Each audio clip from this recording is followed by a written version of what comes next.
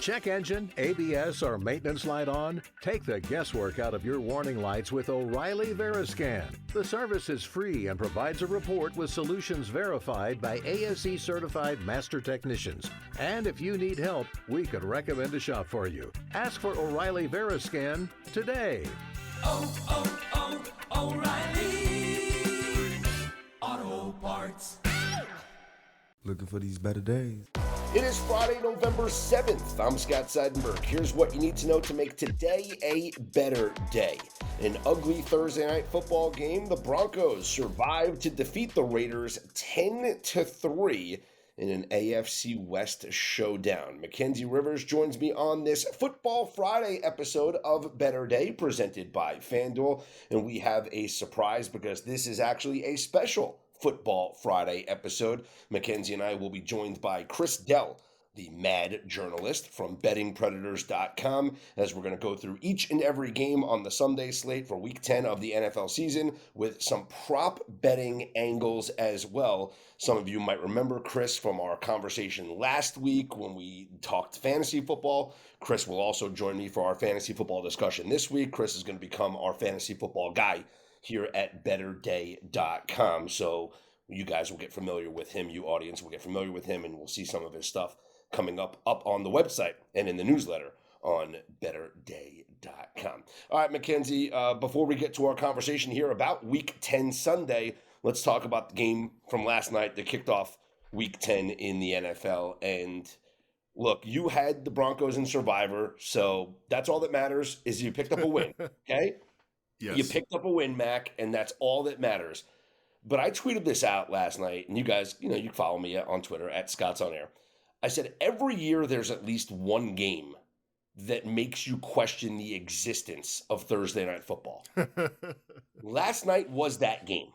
Usually the Jaguars are involved. But yeah, you can't tell me that those teams were ready to play. Obviously, we knew how bad of a spot it was for the Raiders coming off of the overtime game on Sunday. Clearly, they were banged up. Geno Smith even got banged up in that game last night. But the Broncos, it just felt like a game where they were like, whatever, let's just get the hell out of here. We'll do enough just to win, and we're just going to...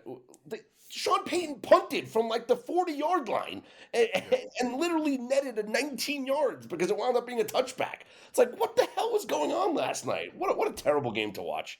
And the possession earlier, he kicked a longer field goal than where he attempted the pump from. He wasn't sure what he was doing.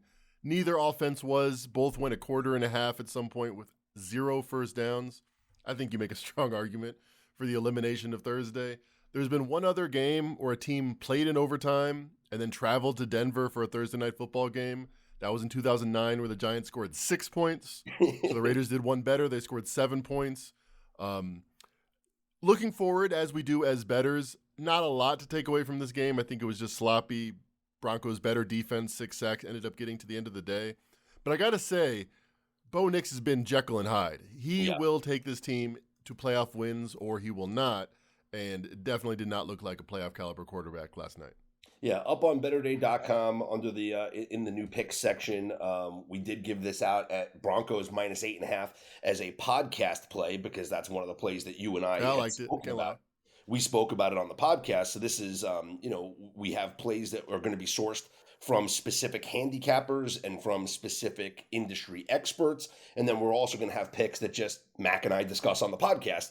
This was one that we discussed on the podcast with as bad of a situation as it was for the Raiders, and just, Broncos were never going to cover that game. I mean, actually, they did have chances, but it was just, what a disaster. Raiders team total under was the way to go in hindsight. Yes, 100%, especially when you consider that teams coming into this spot, as we mentioned, with the overtime, they were only averaging 15 points per game.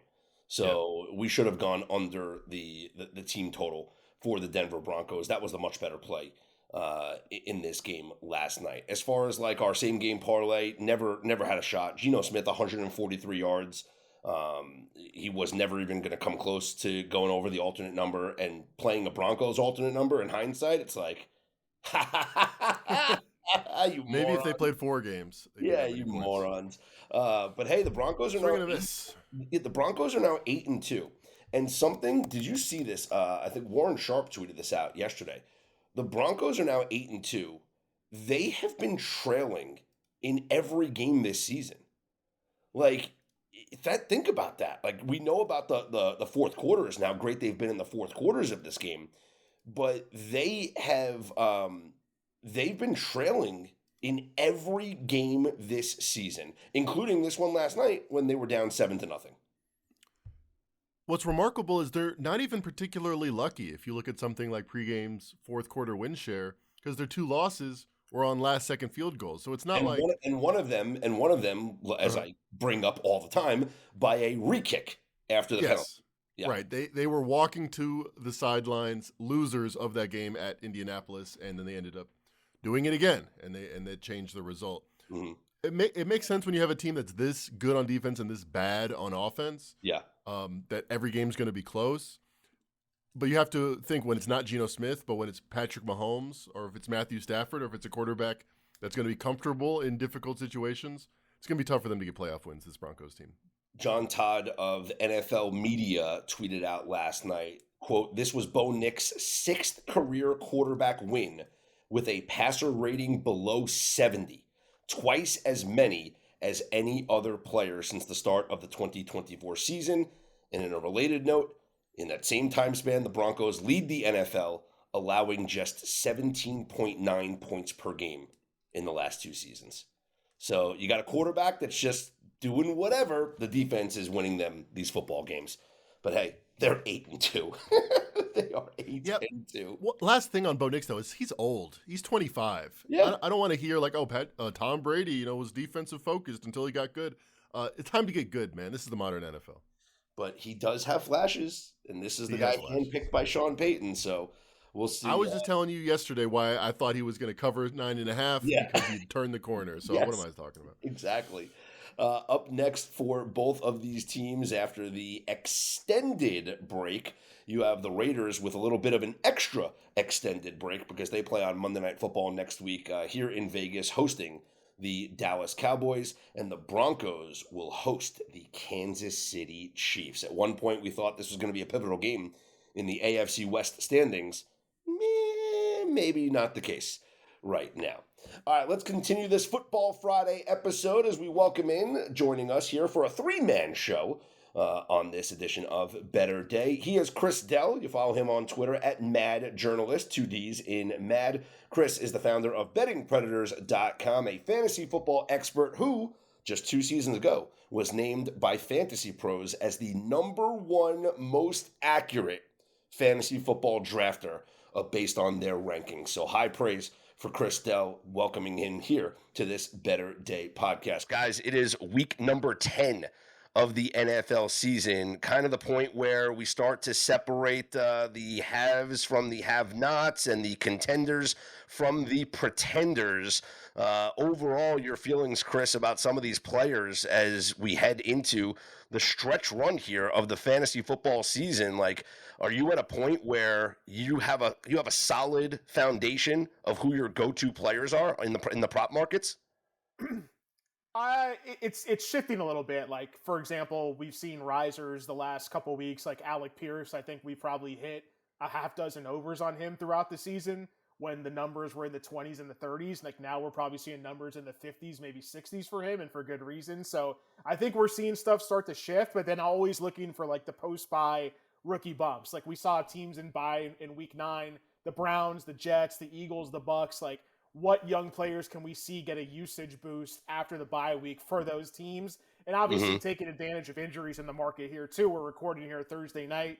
As of today, there are several players who didn't practice, so we'll go through possible backups for them and maybe to exploit their overs as well. Yep, and also post-trade deadline. How are these teams going to look? Players in new locations, and what is that going to do to these teams moving forward? We do have 4 teams on a bye here in week number 10, the Bengals, Cowboys, Titans, and Kansas City Chiefs. So let's jump right into this thing, guys, and we'll start with the early game on Sunday being played in Berlin. The Atlanta Falcons taking on the Indianapolis Colts, currently up on the FanDuel Sportsbook right now. The Colts a 6.5-point favorite. And Mackenzie, we've talked about this many times, how the favorites do in these international games. Yeah, 65% ATS when you're just looking at a favorite of 3 points or more. Colts clearly in that vicinity. I think this is one-way traffic. I like the Colts, although I was famously very bullish on the Colts last week. From a yardage perspective, I got a win, but not even close on the scoreboard.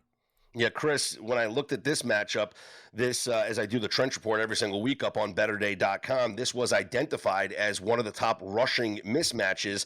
But when you have a guy in Jonathan Taylor that's performing like he's performing every single week, no surprise that that's going to show up here in a weekly basis. What do you think about Jonathan Taylor, who had an under week last week, and his chances to bounce back here against the Atlanta Falcons?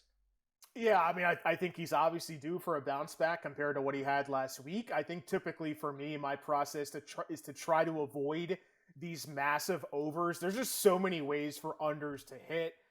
Colts blow out the Falcons as the favorites there, and then Jonathan Taylor doesn't play much in the third and fourth quarters. Jonathan Taylor gets banged up, and they wind up playing the backup a little bit more. Colts fall behind early. Maybe it's a little fluky, and then they wind up going extremely pass-heavy, which we saw against the Steelers last week. So for me personally, like 93.5, like, look, I'm not going to bet the under, but that's not an over I'm going to try to bet. I mean, even his rushing receiving yards at 116.5 is pretty darn high. And we're seeing Bijan right around that same one, even though a lot of Bijan's is coming from the receiving. Bijan combined 115.5. His rushing total is only 66.5. He's really been struggling on the ground as well. So it's interesting because these are two of the top running backs in fantasy. I'm not sure if I'm going to look to play their overs. I think there are some possible opportunities in the passing games for both these teams, though. What are you going to do with Drake London? Because he is clearly the guy that dominates the target share on this Falcons team. The Colts did bring in Sauce Gardner at the trade deadline, and according to all reports, he will play here in this game against the Atlanta Falcons. Does that change your opinion on Drake London here in this matchup? I don't think it does. I think a lot of people will start. I think a lot of more casual players will get worried. Like I do these chats with Fantasy Pros, Q&As every week, and it's like, oh, are you worried about the shadow coverage? And, you know, last week, if you were worried about the shadow coverage last week and benched London because he was playing against Christian Gonzalez, you know, we all saw how that worked out. 3 touchdowns for Drake London there. So a number one receiver can absolutely win against a number one cornerback. So I'm not super worried about that. You know, with Drake London, 69.5, that number seems, I think, about right to me personally. In terms of this, like, it does make the Colts defense better as a whole, but Drake London does run a lot of routes out of the slot as well. So it's not like the number one receiver or defensive back is going to be traveling with him at all times. Just look at last week. Out of the 5 main receivers who ran routes, including Kyle Pitts, Drake London had a team high 16 slot routes. Kyle Pitts was second with 14. So you might see a guy like Sauce Gardner in his first game maybe shadow Darnell Mooney, who struggled a lot recently. Darnell Mooney under 35.5 receiving yards could be something worth looking at as well. Mackenzie, any feel for the total in this one? It's up now to 48.5. Well, if I look at their matchups, offense, defense, pass versus rush, it kind of all leans towards rushing. Like, the Falcons have a solid defense, but 24th EPA the last 5 weeks against the rush, where the Colts are the second best offense. And you see a similar dynamic where the Falcons' rush offense might be their solution. So I think they probably want to limit variance internationally. I would probably look at under 48.5. Okay. That's the early game in Berlin between the Atlanta Falcons and the Indianapolis Colts. Let's move on to our first game of the early slate, the regular early slate here on Sunday, Week 10. The Jacksonville Jaguars take on the Houston Texans, and we've had a lot of movement here on the spread. Mackenzie, Jacksonville now a 1.5-point favorite because of the quarterback situation here for Houston. Davis Mills at quarterback for the Houston Texans. Do we agree with the line here with the Jags as the road favorite? I'm not sure it didn't move enough. I mean, CJ Stroud has been consistently a top half of the league quarterback in the metrics I look at, PFF, QBR. And I think more than his ability to be better than Davis Mills, his ability to respond to the situation that the Texans are in, which is they can't block anybody. They're last in the league in rushing the last 5 weeks, where the Jaguars have the third best rush defense over that same time. So that's putting a lot of emphasis on Davis Mills, and I think it's a desperate situation. They kind of need to save their season. I'm not sure they do. I kind of lean to the Jaguars. I think they're the rightful road favorites here. Chris, how are you handling this quarterback situation? Who is it what props are you looking at, and who is it affecting the most here on the Houston Texans? What are your thoughts overall about Davis Mills now? It's tough, man. Like, we know who Davis Mills is. He's had plenty of spot starts before. They haven't all been pretty. Most of them have been pretty ugly. So I think with him, like, I'm always going to look to the under in a situation like that. I think in this case specifically, where, let's not go too crazy here, because it's also a pretty tight spread. I know the Jaguars are on the road, but it's only a 1.5 point spread here of what I'm seeing. So, in a normal situation, if like the Jaguars were favored by 2 touchdowns, I might be like, look, Davis Mills is going to suck. I'm going to bet Trevor Lawrence under his pass attempts, because I really don't think the Jaguars are going to have to throw much. But the Jaguars offense has struggled so much over the last month, and they're going to have like a skeleton crew at receiver this week. Possibly no De'Ami Brown. He had a concussion last week. Brian Thomas is dealing with an ankle sprain. Travis Hunter's on IR. Their tight end, Brenton Strange, is still on IR. Even their other tight end, Hunter Long, hasn't even practiced so far this week. So we're looking at a receiver core. Yeah, I know they traded for Jacoby Myers. How much can he really do in his first game back? I think that you're going to see a lot of Parker Washington in this game, because they plan. The reports are they're going to keep him in the slot for this matchup. So I think a lot of people will look to Jacoby Myers.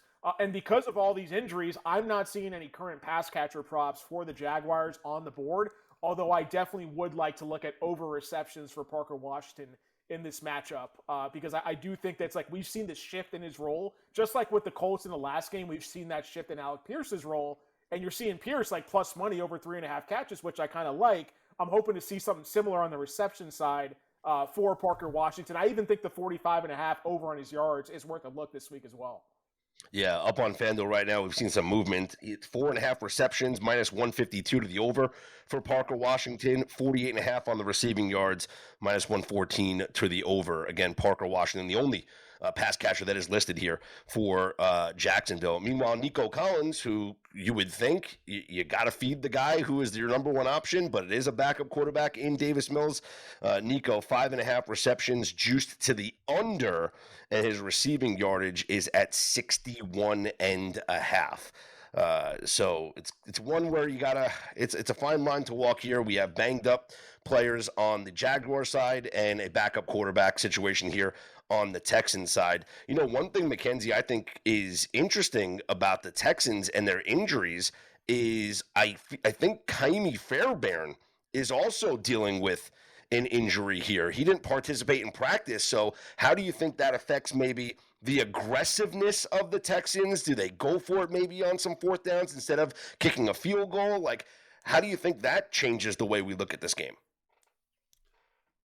It's interesting because last week, Bill Simmons and a lot of people that watch football pretty casually, but nonetheless have huge platforms, were talking about how conservative DeMeco Ryans was by, how aggressive he was, throwing it 3 times and then punting, and then the Broncos win the championship, and win the game.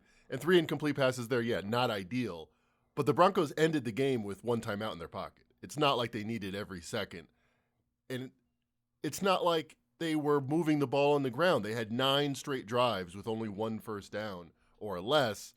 I feel like they got to be aggressive, and I feel like they're going to continue to be aggressive. Like I said before, they're saving their season.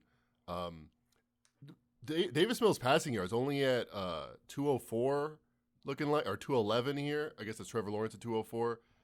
I feel like they're going to be behind. Even though it's not going to be pretty, I feel like you will be chucking the ball down the field. I would just bring up one thing, is that like the Texans do have like a borderline, maybe you can call them just elite defense and pass rush. And with how much Jacksonville has struggled, especially Trevor Lawrence, with their banged up offensive, especially wide receiver crew, the Texans defense could just win this one for them. And like tight division game, 13-7. I don't know. Like in that situation, you might not. The last game was 10-7. Right. So like that concerns me a little bit about just betting on Mills to chuck it, because I don't really trust the Jaguars on the other side. I like teasing the Texans up. You get them from 1.5 to 7.5 on a 6-point teaser. Find a dance partner for them. I think we do see a close game between these two teams. I don't know how much we trust the Texans offense, but I do trust that defense. So I wouldn't be surprised if we see a lower scoring game. I mean, the total's at 37.5, guys. Come on. But teasers are the same price, so those points are more valuable to us. Exactly. So I do think teasing the Texans up is the way that I certainly will attack this side in this game. Let's move on to a game in Chicago between the Bears and the Giants. I know the Giants are dealing with injuries, and the Bears had that miraculous come-from-behind win last week, but this spread is very interesting. Bears minus 4.5 up on FanDuel right now, Mackenzie. Talk to me about your hometown Bears. Are they worthy of being north of a field goal favorite here against the Giants? No, I can't wait for the other shoe to drop and the Bears fans to turn on Ben Johnson and it just be the same old in good old Chicago, where we're talking about how we should fire our coach and bench our quarterback. Because we're really paper tigers right now. I say we. The Bears, the Chicago team, my hometown, are really paper tigers. None of their advanced metrics really point to them being as good as their record. The Giants, on the other hand, offense on the season is 17th. If you take out turnovers, 14th. The last 5 weeks, that's all with Jackson Dart. I kind of like the over here because the Bears' offense is a lot better than their defense, even if both are overrated. And I think the Giants' offense is sneaky decent. So that's what I was going to say. I like the over 46.5 because I don't trust the Bears' defense to come up with a stop here. And so, Chris, if you're looking at the New York Giants, it's obviously Neighbors done, so they have to rely on other players, and Scadaboo's done, and so you got to rely back on Tyrone Tracy and whatnot. Theo Johnson has been a revelation for this team. Certainly Jackson Dart has a good relationship with the tight end as he is scoring in the games in which Dart has started. So where can we look from a Giants player prop perspective to take advantage here against this Bears defense? I think I don't know. The Giants side, it's going to be tough because, like, we saw the split last week. Pretty much all of us were surprised that Singletary got more snaps than Tyrone Tracy. Everyone was expecting Tracy to be, Cam Scadaboo 2.0. We saw it last year. It just didn't work out. Maybe that shifts back to how they used Tracy last year. I'm not sure if I'm willing to bet on that. But look, we talked about the Bengals defense last week in fantasy, you and I, Scott. Like, that's the worst defense to attack right now, or the best defense to attack because they're the worst defense in the league. Cowboys are right down there as well. The Bears are right there too. The Bears are a certified bottom 5 defense, and frankly, the Giants might be as well. I know they had some pass rush weapons entering the season. We haven't really seen much from them there. So I think for me, like, I'd rather, like, I think that, like, DFS wise, you're taking a shot. I'd be very surprised if Jackson Dart didn't connect with Darius Slayton for a long catch in this game. Is that something I'm really willing to bet big on? Maybe not. Like, if I'm looking at my full prop betting card and I'm maybe betting a prop or two in every game, maybe I write that one down. I'm not sure if I wind up getting to it and actually putting money on it in the end. I think I'd rather look at the Chicago side here because the Bears are at home. You mentioned that they're relatively shorter favorites of 4.5. And I think you really got to look at the Giants' run defense has been just god-awful. I don't know what the score is, Scott, in your trench report, but just at least on PFF, they're the third worst rated run defense in the league. And we've seen both DeAndre Swift and Kyle Monangai have success. It's essentially become a 50-50 split. DeAndre Swift was out last week. Monangai ran for almost 200 yards. Right now on FanDuel, Swift is at 54.5. Monangai's at 40.5. I've had a lot of people ask me for fantasy, which one would you start? Like, I think you can start both, but if I'm betting props, like, and it's a 50-50 split, give me the guy who just ran for almost 200, is not coming off an injury, at 40.5 compared to 54.5. So I definitely like Kyle Monangai over his rushing yards in this game at 40. I think that should be closer to 50.5, and that's a pretty big difference. Yeah, I love it. And in the Trench Report this week, this was identified as the #1 biggest rushing mismatch. So looking at both DeAndre Swift and Kyle Monangai here, the Giants overall in the Trench Report ranking second worst in rush defense. So, and that's just, looking at their offensive line play, looking at a defensive line play, which is surprising because, we talked all offseason about the Giants and how they have these elite pass rushers and drafting Abdul Carter to go at Brian Burns and Thibodeau, and Dexter Lawrence is one of the best nose tackles in the NFL. They are not getting pressure, they are not getting sacks, and they are not stopping the run. So I would load up. I love that going over Monangai here for the Bears because he has the lower total number than DeAndre Swift does. How about last week? Junkies, Yeah. Do you know NFL junkies remember, quick aside, you remember the great Jabari Parker? Of course. Yeah. Yes, of course you do. Well, he said famously, you don't get paid for defense. You don't get paid for stopping the run. In Giants, they think, big time. They get pass rushers. You just called them pass rushers. Yeah. They are 32nd.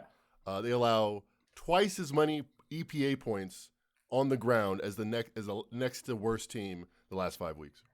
I thought for a second you meant that Jabari Parker also said you don't get paid for stopping the run. That would have been even better. He also actually said he that. would have. Yeah, He wanted to say that. They stopped him. That would have been totally on brand for him. I think the last thing I was going to say there with this game real quick is Monangai. Last week, I mean, I bet his touchdown prop. It was near even money. He didn't score. Like, again, Swift's coming out. This guy rushed for 179 yards. Some guy named British Brown, sounds like British Bulldog, former wrestler, scored the touchdown.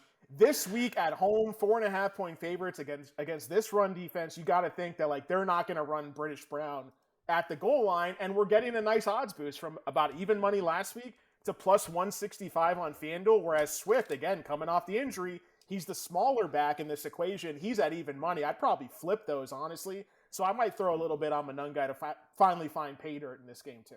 I like that. That is a great angle here because, yes, if they do split time, you would expect Monangai to get the in-between tackles work as the goal line back as opposed to DeAndre Swift, who might be more involved in the passing game here against the New York Giants. Let's move on to our next game here. The Baltimore Ravens at the Minnesota Vikings. The Ravens 4.5-point road favorites. And Mackenzie, it feels like we talk about this every single week. Like, now the Ravens are back. Now they're hitting their stride. They're getting healthier on defense. Oh, they're trading for players on defense. Lamar Jackson's back. Like, I find it hard now to look at this Ravens team and want to bet against them, because this version of the Ravens is the version of the Ravens I think we anticipated coming into the season. Yeah, Roquan Smith, after that first win back, I think it was who was it against? Against the Bears, actually, the team we were just talking about, the team that he played against. It might be like rah-rah stuff, but he really seemed enthusiastic about this as the first day of the rest of our lives, and we're going to put everything behind us, and after the bye week, we're on a mission, we're Super Bowl bound. Well, I think rush defense is a pretty good barometer of effort. On the season, they're 25th. Since week 7, they're fourth in the league, and that's all after bye. That's all after Roquan Smith, had this rah-rah moment.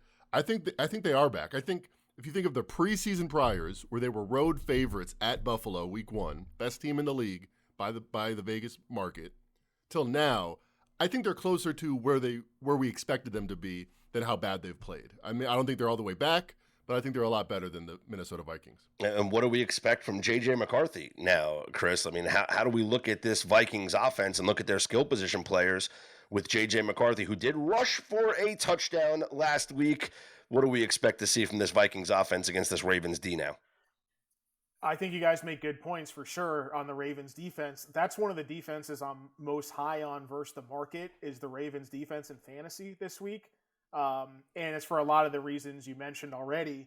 Also, again, here, like, the one thing I have confidence in terms of, like, 4 sides, like Ravens offense, defense, Vikings offense, defense, I trust the Ravens offense more than anything right now. And I think if they're going to come in here in the dome and score a lot of points, that means McCarthy's going to drop back a decent bit, especially with how much that they want to run the ball, but they can't. Like, Aaron Jones got banged up last week. I think he's likely to play, but re-injury is always a possibility for him.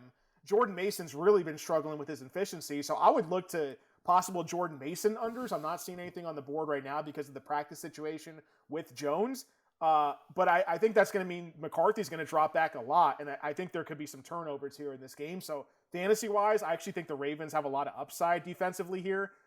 It would make me, like, maybe even want to take a look at, like, McCarthy passing attempts over, Lamar passing attempts under, because I think that we see, like, the Vikings get that big division win, flash in the pan type of thing. The Ravens are on a mission here, and I think they could catch the Vikings off guard at home. And this could wind up turning into a blowout despite the spread here. So would you lean heavily then on Derrick Henry props if you do think this is a blowout?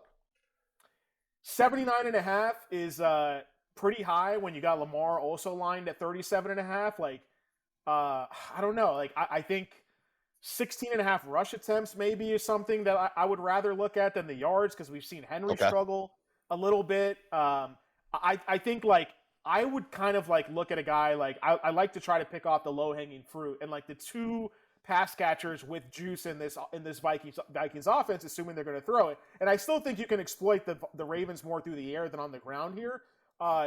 Jefferson 71.5. I think I'd rather attack Jordan Addison 47.5. Like, we know like he's hit on multiple big plays, whether it's been Wentz or McCarthy at quarterback. So he's a guy I might look at in terms of like if I want to bet an over on the Vikings offense. Like, he's probably the main guy I'd look at, just because he could catch 150-yard reception and he hits that over. And if they're going to be in a negative game script, which this spread implies, again, in a dome on a fast track, that's an area I'd like to look there.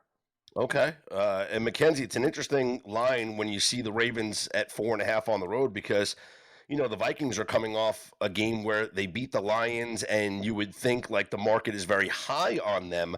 I just wonder, like, imagine the Vikings lost that game. What would this line be? Would the Ravens really be like close to a touchdown favorite on the road? Yeah, it's very interesting because both of these teams had dominating performances as far as beating expectations. And before any of their games, the look-ahead line was Ravens -3.5.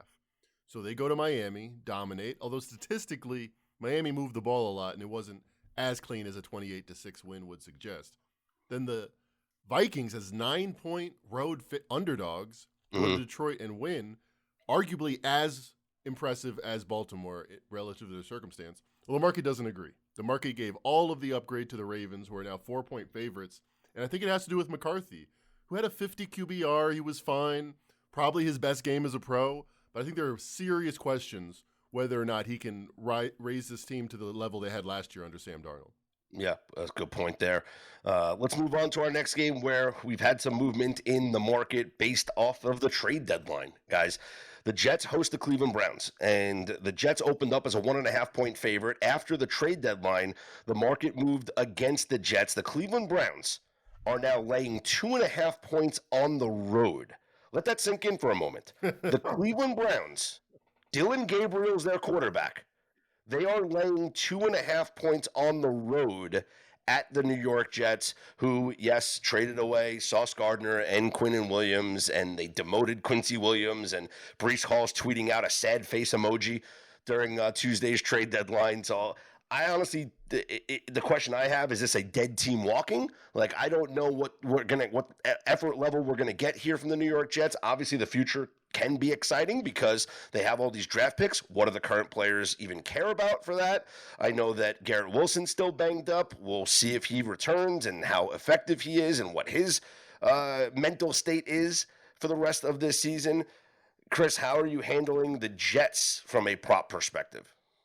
I mean, like, without looking at power ratings, just off your gut, like, where would you guys line this? Because I feel like the Browns should be favored by more. Really?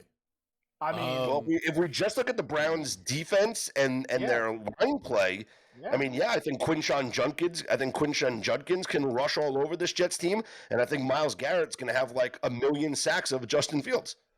I guess I would disagree with the basic premise that the Jets got worse. I know they have worse players than they did a week ago, but I think if you have somewhat of a tension, somewhat of a mutiny brewing, and you cut that out because Quinnen Williams didn't want to be there, his brother wasn't exactly part of the program, doesn't necessarily deserve a starter role if he has that attitude, I feel like they might have gotten as better. So I mean, if you liked the Browns before, I wouldn't necessarily talk you off the Browns, but I don't think they got worse. So I disagree with the market in the line move here. Well, I'm just curious. Losing Sauce and Quinnen Williams, both. Yeah. Sauce Gardner, I mean, I'm not a ball watcher in the sense that I can tell you how good Sauce Gardner is, but PFF says he's been an average cornerback for 2 years. He had a great rookie year, great second year, and he's been pouting and losing ever since. 0 wins for Sauce Gardner this year, 1 win for the New York Jets because he missed that Bengals game. Well, this is what's interesting to me, Chris. Garrett Wilson's prop is at 51.5 receiving yards up on FanDuel. I'm sorry, but like, if the Jets are in a negative game script, if Justin Fields is scrambling and running for his life against Myles Garrett, and he's going to try and get rid of the ball quickly, or he's going to throw to somebody on a team where everybody is fed up because they traded away 2 players. You just signed Sauce Gardner to a big extension, and then you trade him away a couple of months later. Like, so now what's the mentality of all the other players on this team? Like, who's safe, who's not? Money means nothing, right? Don't you think, like, it's going to be like Garrett Wilson is going to get force-fed in this game? Like, it just feels like it's, hey, we got to make somebody happy. We got to make somebody happy here. Well, I hear what Mackenzie's saying first off on like the defensive pieces possibly being like overrated in terms of losing those guys. I definitely hear you on that. I would have loved the Browns in this spot either way because the Jets are coming off this quote unquote huge win against the Bengals, but the Bengals are making everybody look like Hall of Famers right now. And Justin Fields against any other defense might have legitimately been benched at halftime. Tyrod Taylor's back practicing this week. You don't think that if Justin Fields goes into halftime, like there's a possibility he could be 2 for 9 for 7 yards passing and like at halftime. He's done that like 3 times already this season. So against that defense, if Myles Garrett's getting after him, like he could be benched. I still think an in-game benching is possible, especially against a defense like the Browns. So like I would just automatically, I'm always like a magnet going to his under passing attempts because if the Jets win, they want to win running the ball. They don't want to try to put it in his hands to throw a ton. So they've got to be down like 10, 14 plus points, I think, for them to finally go into that pass first mode.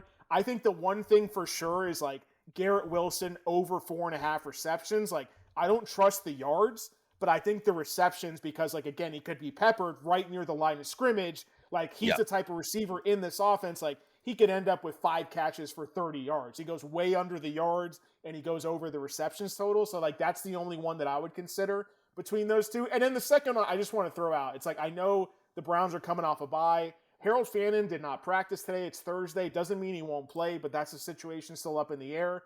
We have props on Njoku right now. I'm sorry, man. Like, I just can't do the Judy thing. Like, the guy's had like 30 combined yards in the last month, and his line's at 40.5.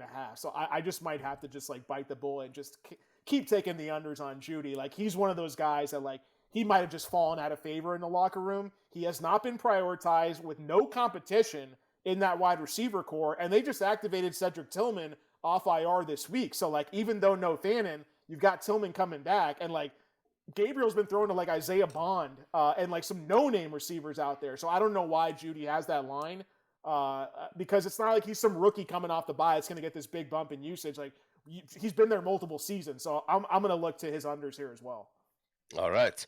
Let's move on to piggyback on that. My favorite prop this week would be Dylan Gabriel under 188.5. Like I said, I think the defense is going to be somewhat invigorated by being prodded.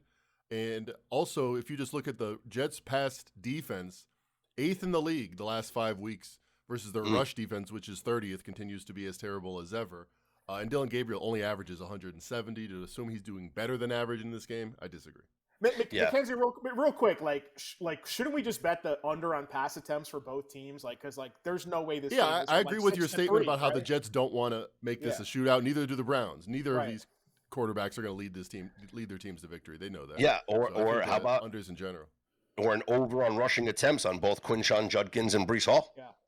Yeah. Could little same game parlay action. Let's have some fun. Hell yeah. I like that. Yeah. Let's move on to the Carolina Panthers hosting the New Orleans Saints. Carolina, a 5.5-point favorite. This was one of the rushing mismatches identified in the Trench Report. Rico 2 Pumps Dowdle should have himself a nice day here. Hopefully no more Key and Peele fines for Rico Dowdle. But everyone's going to look at this line and say, why are the Panthers 5.5-point favorites? Panthers have actually played good football this season, especially with Bryce Young at quarterback. Yep. And with Rico establishing himself as the number 1 running back now ahead of Chuba Hubbard, I think the Panthers run all over this New Orleans Saints team. Chris, where would you go from a prop perspective? I would definitely look at Dowdle. Like he didn't practice Wednesday, and then the response from the coaching staff was like, we need him, like we're going to be cautious, and he practiced today. That to me is the action of a team that fully views him as their RB1. And like this team now has like some realistic playoff hopes, and it's all really on the back of Rico Dowdle and an improved defense. So it's crazy because like guys who like myself who drafted Rico Dowdle last year with the Cowboys, he started all year, really didn't have a single breakout game. And to see what he's not done that you're bitter. Not that you're bitter.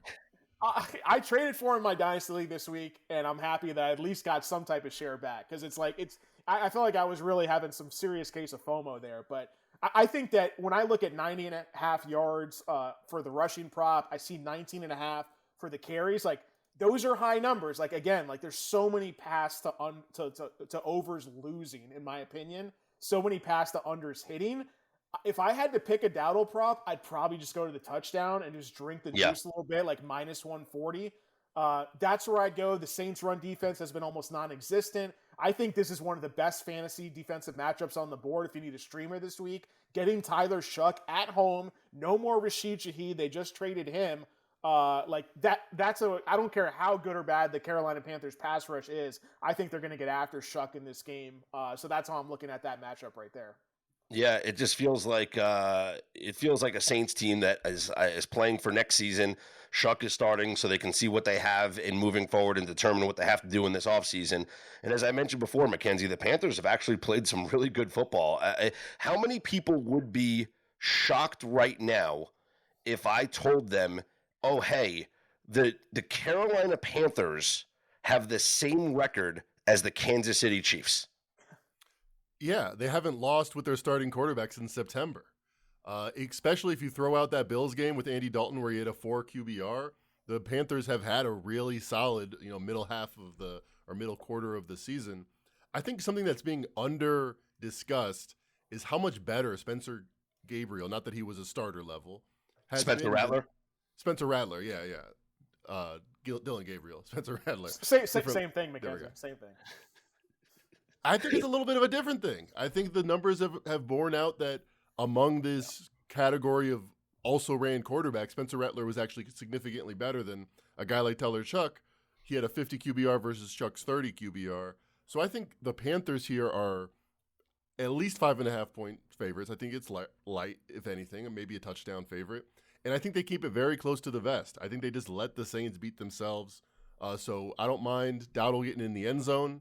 Also, 15 attempts you can bet right now at minus 168 over 15 or over. I feel like that's a minimum in my mind's eye. The amount of times they give the ball to Dowdle. 15 over rush attempts. I like that prop. Okay. All right. Let's move on to the next game. The Buffalo Bills 9.5 point road favorites at the Miami Dolphins. And another one of those games where Trench Report identifies this as a rushing mismatch. Now, James Cook, Chris, has been banged up a little bit. So maybe, dare I say, even if he plays, do we get cute here and go with a Ray Davis over in a game where they're double-digit favorites almost? Are there actually Ray Davis props besides touchdown? Let's look at on a touchdown. Oh, a touchdown would be great. Yeah, rushing. Yeah. There's no Ray Davis rushing props up right now up on FanDuel. There is a plus 320 anytime touchdown on Ray Davis. Yeah, you know what? Screw the bookmakers, man. Like plus 320 for Ray Davis. We should be getting like a set plus 700 on a Ray Davis touchdown. You know it's because it's coming in. It's because it's the Dolphins. I know, but they blew out. I might score a touchdown this weekend for the Bills. I know, but like when Cook plays, like they don't even give Ray Davis a touch. So I think it would even more likely be Ty Johnson, if anything, but the line's almost the same with Ty Johnson too. Cook practiced today. I know he hurt his ankle at the end of last week. He missed practice Wednesday, practice today. So as far as I know, he's going to play. I do think it's a great matchup, as you mentioned. The Trench Report definitely against the Dolphins' run defense. This is I feel like this is one we've hit pretty consistently on our podcast in the past, me and Mackenzie, and then in our props package at bettingpredators.com is like anytime the Bills are favored by more than the touchdown, especially in this type of matchup, like I'm always looking at Josh Allen under passing attempts. So like I even like meant to say that in the last game, and we even said it in the Browns and Jets. Like if we're talking about all these Dowdle things, like run all the time, blowout game, like it's you almost just want to look at the starting quarterback on the team that's going to win, bet their under pass attempts. Bryce Young in the last game, I'm pretty sure I'm going to bet that one. Pretty sure I'm going to go back to the well on Josh Allen again under 28 pass attempts. Like unless you think the Dolphins can really push them here, which again, like it's in Miami, so that would be my one hesitation of like 9.5. It's not like a 2 touchdown spread, but like given all those factors, like that's where I want to look. Like I wouldn't bet any receiving prop overs for the Bills here. Maybe look at some overs on the Dolphins side because they're really just down to Jalen Waddle, Devon Achane, and a bunch of scrubs behind them. 64.5 is a pretty low total in this type of setting for a guy like Jalen Waddle with his explosiveness. So that's kind of how I'm looking at it from both sides. Mackenzie, not teaser range because the Bills are 9.5 point favorites. They're not the 8.5 range where you can get them in a 6-point teaser below the magical number of 3. But you could talk about survivor pools. I know some people, this is a tough week for survivor. Would this be one that you'd be okay with playing? Absolutely. Broncos just strip sacked Geno Smith, so I'm happy about my survivor entry. Still alive, down 7 early. But if it wasn't for the fact that I already used the Bills, I think this is they're not going to look past the Dolphins. It doesn't matter the situation in Miami, in Buffalo. It matters too much to that organization. It's interesting, Chris, that you said I wouldn't look at a receiver over because I'm not looking at a receiver over, but I'm curious your thoughts on the one play I was looking at for this game, which is Dalton Kincaid, tight end, over 43.5. My thinking is that Josh Allen's going to be very comfortable with no Jalen Phillips and no pass rush for the Dolphins. I was thinking James Cook might be out, but he practiced today, as you mentioned, so that kind of hurts my play a little bit. But the Dolphins in general, third worst to opponent tight end yards. 43.5 seems low, but I'm not sure. Average is 58 on the season. Yeah, so just looking at, let's just bring it back to Josh Allen for a second. 8 games so far this year that he's played. He's gone under 28.5 pass attempts in 6 of 8 games. And the last 3 weeks, 26, 19, 26. So again, that's why I just they don't want to. And Joe Brady, when he took over, that was the difference. He was going to run the ball and take the variance out. That's what he did differently last year. And that worries me with Kincaid because he's been just up and down with his explosiveness. If you're going to tell me, if you gave me the crystal ball and all I knew was that the Dolphins were going to cover the spread, then 100% would look to be over on Kincaid. But then you look at the week, he's got 200+ yard games and sandwiched in between. They beat the Panthers 40-9, 1 catch for 23 yards. That's my concern with Kincaid. And then the week before that, 28. So we're talking about 28, 108, 23, 101. Take your pick there. I think I'd rather do it in a tighter spread specifically than just look at that positional matchup advantage. That's fair. I appreciate that. Yeah, I think that is one of the best bets of the week to go under 28.5 pass attempts for Josh Allen. Let's move on to our next game. The Patriots at the Tampa Bay Bucks. Tampa coming off the bye. They are 2.5-point home favorites here. High total of 48.5. That was kind of the first place I looked at this, was to look at maybe an over. I think there could be a lot of points scored in this matchup. And Mackenzie, we talked about this before. The home teams coming off the bye is not exactly a great spot. The road teams coming off the bye is something that we're intrigued by. Home teams, not so much. It's the similar 4-quadrant type view of it. If you look at road favorites, road dogs, home favorites, home dogs, what's the worst situation coming off a bye? It's not close. It's home favorites. And I have a little psychological pop psychology, but it doesn't matter what the explanation is. It's the facts of it. But I think that when you go on the road and you're a favorite, you kind of say goodbye to the wife and children. You get in that fraternity of 100 men trying to do a mission, and you go on a business trip and you focus. Whereas have a couple weeks off, and Bucky Irving didn't practice and Godwin didn't practice, they probably fine to play the game. But I feel like you don't get locked in when you're a home favorite coming off a bye quite the same way. The numbers bear it out. So I think the line probably moves if Irving and Godwin are announced in, but I lean towards the Patriots here. I just think we're going to see a lot of points in this game. I think we're going to – I look at both of these teams. I look at both quarterbacks and their ability to score. We know that the Bucs have been, the cardiac kids this season with all the come-from-behind victories. But I think this might be a fun game to target some overs because, Chris, I think we're going to see points here. The total was at 48.5 for a reason. I think there's a chance this thing gets even higher before kickoff. Yeah, I love the weapons on both sides for fantasy for sure. Because of the Ramondre Stevenson and Bucky Irving are not practicing right now. They're both likely to miss this game, but because of the uncertainty as of Thursday night here, we're not seeing a lot of props for this game other than the quarterbacks. Let's say Ramondre is dealing with a toe injury. It's likely turf toe. There's a possibility he might miss multiple games here. Buccaneers are more of a pass funnel, and Kayshon Boutte, their leading deep threat last week, hurt his hamstring, so he might be out multiple weeks as well. I think what you're going to see is a pretty heavy concentration of targets to both Stephon Diggs and Hunter Henry. So those would be the two on like receptions, because we've seen this more of like a horizontal, quick passing, heavy pass volume when they do get into that mode. And they're going to be missing their deep threat. So I would look possibly to over receptions on those two players. I'd be maybe Pop Douglas gets a little more involved. I still think he's going to be third fiddle to those two guys in this offense here. And I think even a guy like running back wise, like we saw before the Bucs bye, no Bucky Irving again. Rachaad White was really struggling to like get those tough yards, like especially near the end zone. And we saw Sean Tucker punch it in. He's had some success in the past. I think we might see more of a shift there to maybe more of close to like a 50-50 split, maybe at least getting those goal line inside the 10 touches for Tucker. So I think you're looking at Rachaad White and Bucky have minus 120 in a high scoring game. But then Sean Tucker's touchdown props at plus 450. I think there's some decent value on that as a long shot touchdown prop here for week 10. Once the props come out, because right now up on FanDuel, there are limited prop options for this game. Props that I will be looking at that I think are sneaky good overs here.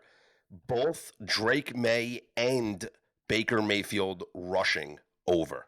I think this is the type of game where we can see Baker take off and run, and we know that Drake May certainly likes to take off and run. And it wouldn't surprise me if you want to talk about your anytime touchdown parlays.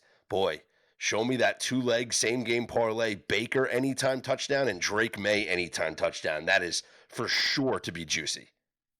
What you can do, I can do better. That's what I think we're going to see here in this matchup. Let's move on to our next game. The Arizona Cardinals are at the Seahawks. Seattle, a 6.5-point favorite up on FanDuel, total of 44.5. It is Jacoby Brissett now, once again, at quarterback for the Arizona Cardinals, as Kyler Murray has been placed on IR. So a day after, or right after their game, on Monday night, it was announced that, nothing's changed in our quarterback room. Like, it's still Kyler Murray as QB1 and Jacoby Brissett filling in when Kyler can't play. A day later, Jonathan Gannon says, yeah, Kyler Murray's going on IR, and we're going to make Jacoby our starter here. So Brissett going to Seattle to take on Sam Darnold and the Seahawks. Sam Darnold's been so impressive this season. I mean, the Sunday night game aside, like this has been 2 seasons in a row now for Darnold, and going up against this Cardinals team. Why is he not going to have another big time game here, Chris? Like, why should we not be going Sam Darnold over 1.5 touchdown passes? Why should we not be going Sam Darnold over completions? I definitely like the touchdown. That's not usually a prop I bet, but I definitely like that. They just traded for Rashid Shaheed. The interesting thing here is we saw the breakout from Torrey Horton last week, but now he missed practice today. Kupp came back and had a limited practice, so maybe we see Kupp. I don't know. Kupp seems kind of 50-50 to play. He did the same thing last week, didn't play. Kupp's been a non-factor, so let's assume Torrey Horton is out, who just had the big breakout deep threat game. I think maybe that's a sneaky reason why they brought Shaheed in, to have the deep threat. Like, maybe Horton got hurt at the end of that game. We just didn't know about it, because it's weird that he didn't practice here on a Thursday, just a few days after having his breakout rookie game with 2 touchdowns. So I think here, Seattle at home, playing against a beatable Arizona defense. They played well against Dallas last week. I'll give them that for sure. But I think like Shaheed reunited with Clint Kubiak there, the OC from the Saints when they played together last year. I think those are some reasons to look at Darnold over touchdowns for sure. I definitely like that. And then maybe some Shaheed. I think with Shaheed, like, I don't know the exact role, usage, how many routes will he run compared to the other guys, but like, I think they want to get him involved in at least one big play. And with the efficiency that Darnold's been throwing the ball, I definitely would like to look at Rashid Shaheed over his long reception prop here as well. I think that's a good chance of hitting here. That's the one I was going to look at. 19.5 yards up on FanDuel for Rashid Shaheed, longest reception, because we know that, like, okay, even if he doesn't know the whole playbook, there's definitely going to be a couple plays where they're just going to say, bro, just run a fly. Just go straight down the field, beat your man, and Darnold's going to throw it to you. So I do like the over 19.5 longest completion. It might be the only completion. It might be the only reception he has in this game, but give me over 19 and a half longest reception for Rashid Shaheed. Mackenzie, look at this line, 6.5. Is this too much of a tax to pay here with Seattle, or is this an accurate line in your opinion based on the power rankings? I think it's an accurate line. I think if anything, Seattle's a little underrated. Jacoby Brissett's maybe been better than Kyler Murray. Not maybe. He has been better. No, he's been way better. I mean, the numbers don't scream that. They suggest that, but they don't scream that. He hasn't been like a Sam Darnold-like quarterback this year. And if you look at the four quadrants again, I think it's a good matchup for the Seahawks. Number one against the pass since week 6, and number one passing since week 6, where the Cardinals are 22nd in pass defense. I kind of like the Shaheed thing that your guys are talking about. Yeah. I feel like they get one long pass to him. I remember with the 49ers, they traded for McCaffrey midseason. He threw his only touchdown pass of his career that week because they were that excited. They wanted to have some bells and whistles. I see a similar type thing with former 49er assistant Kubiak in the Seahawks.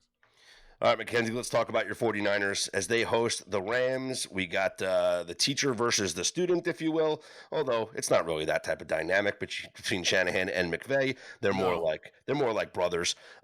So we have Rams as a 4.5-point road favorite here up on FanDuel, total of 49.5. You look at this 49ers team, banged up every which way possible. We still don't know about the quarterback situation here for this weekend. Is it going to be Brock Purdy, or is it once again going to be Mac Jones? Ricky Pearsall, I mean, I was going to make a joke about getting shot, but, like, I'm not going to do it because, like, this injury is baffling. Like, the guy's been out so long. Like, there has to be more to the injury story than what we're hearing here. Maybe some complications. I don't know. But as a frustrated Ricky Pearsall fantasy owner, I mean, I want to see this guy back on the field, and I'm sure 49ers fans want to see this guy back on the field. 4.5, it feels like a lot to lay here on the road, but hard to argue with the Rams not being a Super Bowl contender and Matthew Stafford not being an MVP candidate. It just seems like everything is sunshine and rainbows right now for the Los Angeles Rams. Yeah, the Rams, if you look at EPA without turnovers, the only team in the top 3 on offense and defense this season, number 1 net, with some distance. You could make a very solid statistical argument they've been the best team in the league. And I think it's a good matchup for them, unfortunately, for my 49ers. You look at what Matthew Stafford did against them when Fred Warner was there, when they had a couple more pieces, and they lost Mikael Williams last week. I cannot see that many stops. I think the 49ers maybe try to limit the possessions. The last 2 times McVay and Shanahan have gone against each other, it's been 7 possessions or less in regulation. That's about 4 less than average. Wow. So even though offense has been efficient, scoring's been a little bit down, but I think they only need the same amount of possessions or one more to win by a touchdown here. The 49ers defense has been decent since Ford Warner's gone out. Like, not good, like bottom 10 in the league, but not the worst in the league. But look at who they played. They played the Falcons, who are average to below average offense, Texans, who are bad, Giants, who are okay, actually, surprisingly, but still not good. And now they play a real top 5 offense. I think they lose by margin. And Chris, in the Trench Report, the Rams were identified here over the 49ers as the number 3 biggest rushing mismatch of the week. The Rams graded out as the number 1 run blocking unit in the NFL. This feels like a good Kyren Williams game.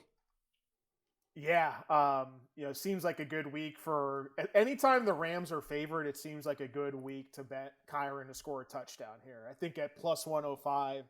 That's pretty good. I'd almost even want to look at Corum at plus 470. He's been a little less lucky. It's kind of like a 65-35 in a blowout. I think we see that get closer to like 60-40 in terms of Kyren versus Corum touches, even though I really think Corum's looked better in a lot of games than Kyren has, but they trust Kyren more. He's the veteran there. So I like both of those. I think even the rushing yard prop for Kyren, 63.5, seems pretty low to me. I mean, like, these division games can be tricky, but like the San Francisco defense has just been decimated.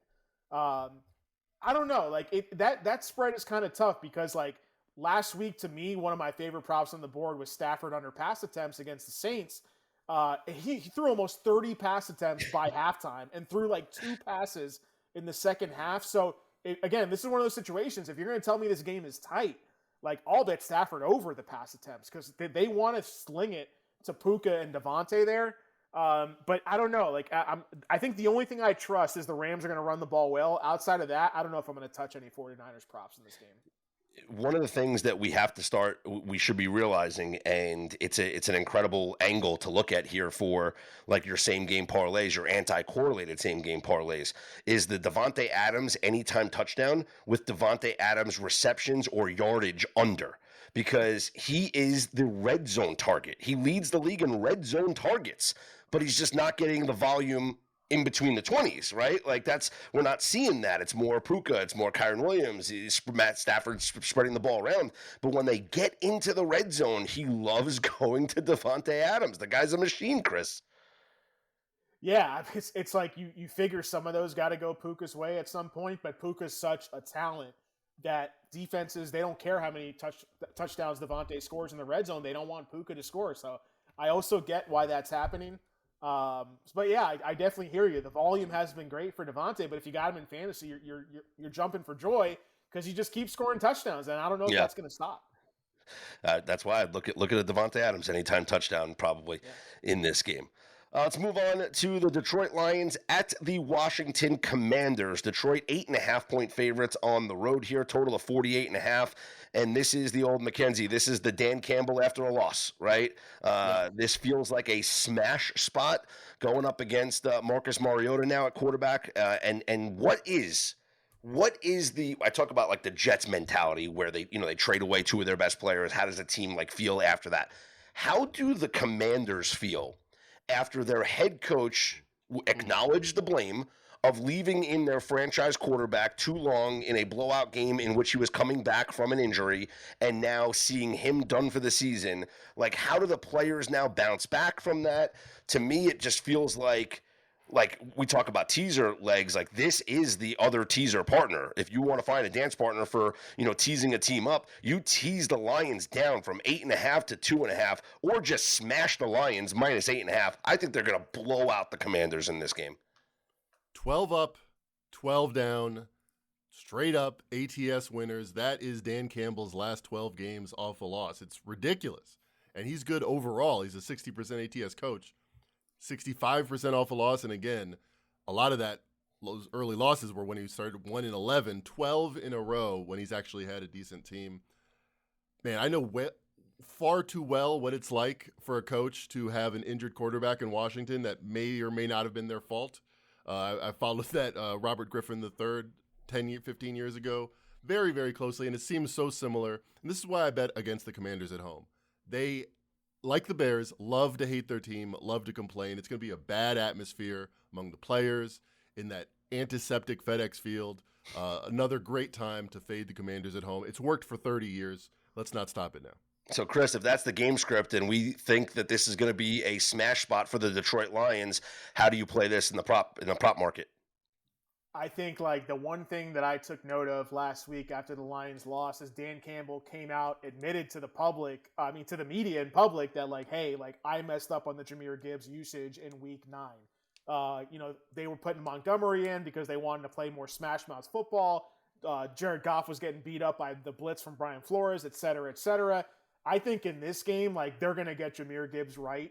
And like, I would just like to go over his longest rush in this game. I think he's going to break at least one explosive run in this matchup. Like the Washington has one of the bottom 5 run defenses in the league here as well. Maybe just bottom 5 defense in general. Another prop I like on the other side, like I like the kid, Bill Krosky-Merrick, Jacory, whatever you want to call him. But the Lions have a good run defense, right? I have a hard time seeing him go over his rush prop total. And like the thing that to me is like I see on FanDuel, like his rush attempts is minus 130 for under an 11.5. And then his line for rush yards is 42.5, minus 14 both ways. Like if you're going to tell me that the books are saying to go under on his attempts, then I probably would just go under to the yards. He's really struggled with efficiency. No Terry McLaurin here. Like I think the Commanders will struggle in general. I think they're going to need to throw the ball to move the ball here. So I'll lean for me. I like the Gibbs prop the most, but I would probably continue to look unders until we see a game where the Commanders are favored for a possible script. I just don't know when we're ever going to see that again. What do you think about going over once it gets listed and over Marcus Mariota rushing prop? You might know more than that than me. I don't know how the Lions match up specifically. Maybe they're more of a neutral defense against rushing quarterbacks, but I definitely think you could go there. I just think in a game where it's going to be a blowout and Mariota's going to be throwing, there's going to be moments like in the second half where they're down 3 scores. He's lining up in shotgun. They're just throwing it on every pass, and Aiden Hutchinson gets after him, and he just decides to step up and run for like 12 yards and then slide down. Like it's like I saw the play already, guys. I saw it happen already. So give me Marcus Mariota like over longest rush, which it might be like 8.5. I don't even know what it's going to get listed at, but that's kind of something. Seidenberg's crystal ball, top of the week. Yeah, like I just feel like I saw that already, right? Fourth quarter, it's 31-9, right? And it's just Aiden Hutchinson getting after him, and Mariota just takes off, runs, goes out of bounds after a 12-yard scamper or slides down, and that's how we cash a Mariota rushing prop over. All right, one more game to wrap up this Week 10 Sunday slate here of the NFL, and it is Sunday Night Football, where the Pittsburgh Steelers visit the Los Angeles Chargers. Now, you lost the best of this number, Mackenzie, because you could have bet the Steelers at +3.5. You could have bet the Steelers at +3. It is now down to Chargers -2.5. So this, to me, would fall into the Steelers teaser category, like teasing the Steelers up, because I do think that Pittsburgh can keep this close and even win this game outright, especially when you consider now Joe Alt done for the year for the Los Angeles Chargers in what was already a banged up offensive line. Yeah, massive move from the Chargers at 4.5 in the look-ahead line. And I've been telling you to wait on that trench report till we can get down because somebody's listening. This was 3.5, but Steelers, number 3 pass win rate by ESPN, where the Chargers have the second worst win rate against for pass blocking, and now they lose Joe Alt for the season, not just for a couple weeks, but for the season. So they bring in somebody no one's ever heard of. I guess he's a starter. From the Saints, I talk a lot in the offseason about offensive continuity, and just regardless of talent, you look at the most continuity teams, and they historically have more success than you would think. Well, I think the opposite's true. I think bringing in some random tackle to save your season has got to be a bad look. I lean towards the Steelers here, but like you said, value's gone at 2.5. Yep, Steelers identified as the number 3 overall biggest mismatch in the trenches this week up on my trench report. So I do like the Steelers plus the points, and would certainly qualify them as a teaser candidate, getting them from +2.5 to +8.5. Hey, maybe this is your 2-leg teaser. Go Lions from 8.5 to 2.5, Steelers from 2.5 to 8.5, and that's your 2-leg teaser here for the afternoon and Sunday night slate. Looking at this from a prop perspective, Chris, players that you like, players that you don't like here on Sunday Night Football. What does your trench report say about the Steelers' run defense against the Chargers' rush game? So for this game, it has, let's see, Sunday Night Football, Steelers run, Chargers, you mean Chargers rushing offense? Yes, against the Steelers' run defense. It's a 29-point differential. The Steelers have a bigger edge in their run blocking versus the Chargers rush defense. And they have a bigger edge in their pass rush. They have a significant edge in their pass. Oh my goodness, it's 20 to -2. But yeah, so it's not a significant, not a big mismatch here for the Chargers offense versus the Steelers defense. One metric I look at is like the DVP, defense versus position, and fantasy adjusted points allowed. And the Steelers are a top 5 defense in fantasy points allowed to running backs. I think that's because of how bad their secondary has struggled. Like they're like 5th best in that category, but they're 5th worst to both wide receivers and tight ends. So I think in this situation, like you're gonna see, like if Vidal, I really like Vidal, but like no Alt, no Slater. If he couldn't get over his rushing yards against the Titans, I feel like I want to bet under against the Steelers here. And then like if the Steelers pass rush is winning here, then like I struggle to see like Herbert having a lot of time to throw it deep. When you look at the route split for the Chargers last week in the slot, McConkey's still running 73% of his routes out of the slot. The next highest is Oronde Gadsden, the tight end. His number's pretty high, but I think in a game like this, like tighter spread, back and forth, like I could definitely see like reception wise, like maybe if I want to look at any overs, I would look at Ladd McConkey and Oronde Gadsden.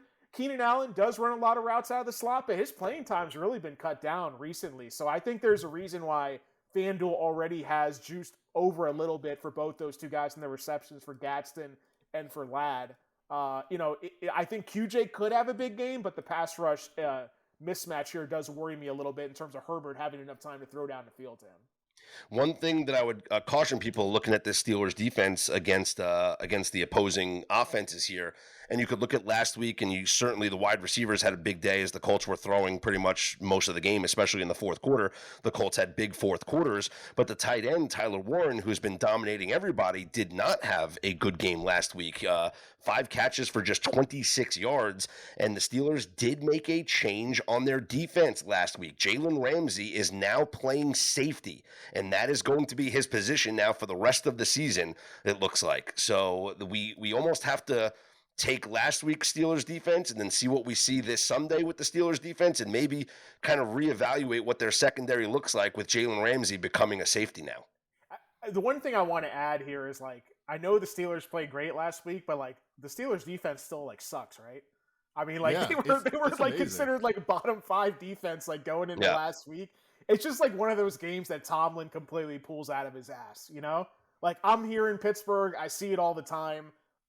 When they show up big and then they fall flat for a whole month straight defensively. So I agree with you. I think that's a very good point you made, Scott, on the safety situation. That's going to affect the tight end, right? So maybe we just look to Ladd McConkey because the Steelers are still struggling in their secondary overall, and they still are allowing big plays. Alec Pierce had a very big game against them last week. Michael Pittman had an even bigger game against them. And Daniel Jones turned it over 6 times, or 5 times, or whatever it was. So I don't know if Herbert's going to do that. So I'm a little hesitant to think that this Steelers defense is back. But I do think that maybe we could funnel some stuff just to Ladd McConkey alone based on those factors. Yep. All right, great conversation, guys. This was a lot of fun. The Monday Night Football game this week, which we'll touch on, after the weekend here, getting ready for Monday. But you got the Monday Night Football game coming up this week, which will be, let's see, what do we have? Monday night is the Eagles and the Packers, what could be an NFC Championship game preview. Green Bay, a 1.5-point favorite at Lambeau. That is certainly going to be one that everybody has circled to watch coming up on Monday. This has been a very fun pod. This was a combo pod between Better Day and Betting Predators. As you know, Mackenzie Rivers, who joins me all the time on the Better Day podcast, and Chris Dell, who is becoming our fantasy football guru over at Better Day, the mad journalist. You follow him on social media. He was Fantasy Pros' #1 most accurate fantasy drafter 2 seasons ago, continues to provide great fantasy football analysts. You check out his website, bettingpredators.com, to find out all the prop betting and fantasy football angles for each and every week in the NFL season. And Chris will be with me as well for a fantasy football article that we will send out to all you betterday.com subscribers. So, good stuff from Chris, good stuff, Mackenzie. I'm Scott Seidenberg. Here's hoping you make today and every day a better day.